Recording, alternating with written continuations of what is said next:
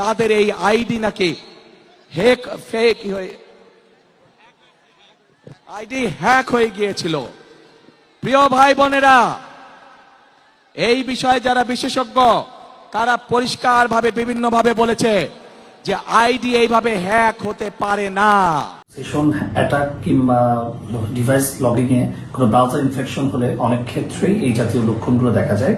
তবে এই ক্ষেত্রে device log out from all session দিলে আবার টু ফ্যাক্টর অথেন্টিকেশন চালু করে নির্দিষ্ট পরিচয় প্রদানের সাপেক্ষে পাসপোর্ট এনআইডি দেওয়ার মাধ্যমে পুনরায় সেটাকে অ্যাক্সেস ব্যাক করা যেতে পারে। ফেসবুকের মতো দেখতে ইন্টারফেস অথবা এক্স এর মতো দেখতে ইন্টারফেস, এরকম লগ ইন পেজে যদি কেউ ক্রিডেন্সিয়াল দিয়ে থাকেন তাহলে সেক্ষেত্রে ওই অ্যাকাউন্টটা কম্প্রোমাইজড হতে পারে।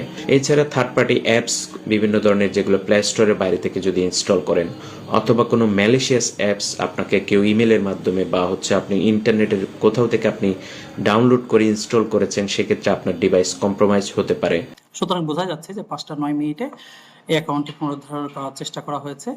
যেহেতু পাসওয়ার্ড চেঞ্জ করা হয় নাই, সেই কারণে দ্রুত পাসওয়ার্ডের মাধ্যমে দ্রুত এটাকে রিকভার করা সম্ভব হয়েছে। যদি টুইটারের কর্তৃপক্ষের সাথে যোগাযোগ করার প্রয়োজন পড়তো তাহলে রেসপন্স পেতে সময় লাগতো, কিন্তু যেহেতু এটি একটি আপনার ফিশিং বা কি বলে সেশনের মাধ্যমে তারা কর্তৃত্ব নেওয়ার চেষ্টা করেছিল, সেক্ষেত্রে দ্রুত বোঝার কারণে আমরা পাসওয়ার্ড চেঞ্জের পূর্বেই এটির কর্তৃত্ব নেওয়ার সক্ষমতা। আমরা যদি দেখি যে কোন ভিডিওটা বা কোন মূলত স্ক্রিনশটটা ভাইরাল হয়েছে, যেটি মাত্র 1 মিনিট নেওয়া পরে যে স্ক্রিনশট, অর্থাৎ যারা স্ক্রিনশট নিয়েছিলেন তারা 1 মিনিট পরে এই বিষয়টি যারা সমস্যা করেছেন তারা মূলত স্ক্রিনশট নিয়েছেন বলেই ধরে নেওয়া যায়।